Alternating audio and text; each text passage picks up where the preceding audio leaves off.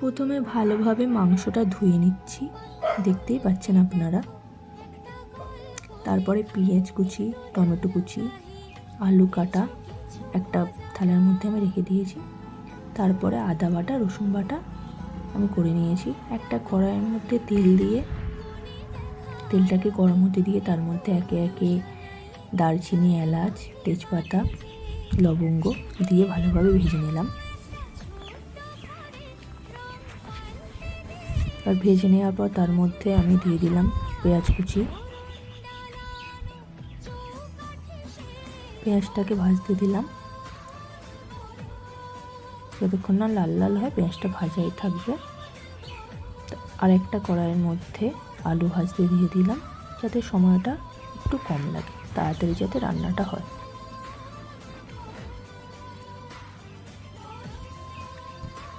এবার আলু ভাজতে দিয়ে দিলাম। এবার লাল লাল করা পেঁয়াজের উপরে দিয়ে দেব আদা বাটা, রসুন বাটাটাকে।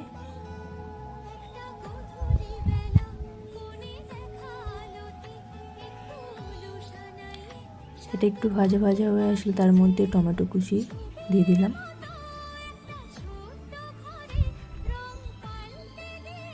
তার মধ্যে একটু নুন দিয়ে দিলাম, যাতে টমেটোটা একটু নরম হয়ে যায়, পেঁয়াজটা একটু নরম হয়ে যায়।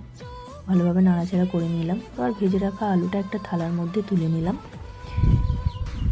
তুলে নেওয়ার পর ধোয়া মাংসগুলো আমি কড়ার মধ্যে দিয়ে দিয়েছি, যাতে মশলাগুলো একটু মাংসের মধ্যে মিশে যায়, সেই জন্যই মাংসটা আমি আগে দিয়েছি। অনেকে আছে আলুটাকে আর মাংসটাকে একসাথে কষে, তো আমি আগে মাংসটাকে কষিয়ে নিচ্ছি। আপনাদের যদি ভালো লেগে থাকে আপনারা শেয়ার করবেন, আমার নতুন ভিডিও লাইক করবেন, কমেন্ট করবেন। জিরে গুঁড়ো দিলাম, ধনে গুঁড়ো দিলাম, ধনে গুঁড়ো। আমি তখন ভুল করে ওটা জিরে বাটা বলে ফেলেছিলাম, দিলাম তার জন্য।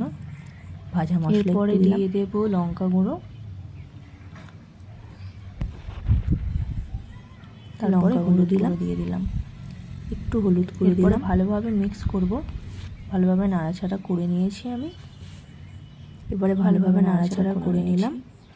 এবারে আমরা ভেজে রাখা আলুটা এর মধ্যে দিয়ে দেব। তারপর আমি 10 মিনিটের জন্য মাংসটা প্রথমে দিয়ে ঢাকা দিয়ে রেখে দিলাম। মাংসটা ঢাকা দিয়ে রেখে পর ঢাকা খুলে এরপর এরকম ভেজে রাখতে যে আলুটা ছিল, ভেজে রাখা আলুটা দিয়ে দিয়েছি। আমি এইভাবেই বাড়িতে রান্না করি, একটু আলাদাভাবে। আলুটাকে ভালোভাবে নাড়াচাড়া করতে হবে, সাথে মশলাগুলো মিক্স হয়ে যায়। আলুটা আমি ভেজে রেখেছি, তারপরেই দিয়েছি লাস্টে। এরপর ভালোভাবে নাড়াচাড়া করে নিচ্ছি। আমি এক হাতে ক্যামেরা ধরে আছি বলে ভালোভাবে নাড়াচাড়া করে নেওয়ার পরে আমি কোনটা নাড়তে 45 মিনিটের জন্য বন্ধ করে দিলাম ঢাকা দিয়ে। এর জন্য আমি মাঝে একটু 45 মিনিট পর আমি এটা খুললাম। আমি মাঝে জলও দিয়েছিলাম, সেটা আমি দেখাইনি। আমি 1 গ্লাস মতো জল দিয়েছিলাম। আমি দেখে নিলাম যে আলুটা সিদ্ধ হয়েছে কিনা। হ্যাঁ, ভালোভাবেই সিদ্ধ হয়ে গেছে। তো দেখলাম আলুটা সিদ্ধ হয়ে গেছে। এবারে গরম মশলা দিয়ে একটু কিছুক্ষণ ফুটতে দিলাম। তারপরে আমাদের ফাইনাল হয়ে গেছে আমাদের তরকারি। দেখতেই পাচ্ছেন যে আমাদের কমপ্লিট লুক এটা। এবারে আপনারা গরম গরম সার্ভ করে খেতে পারেন।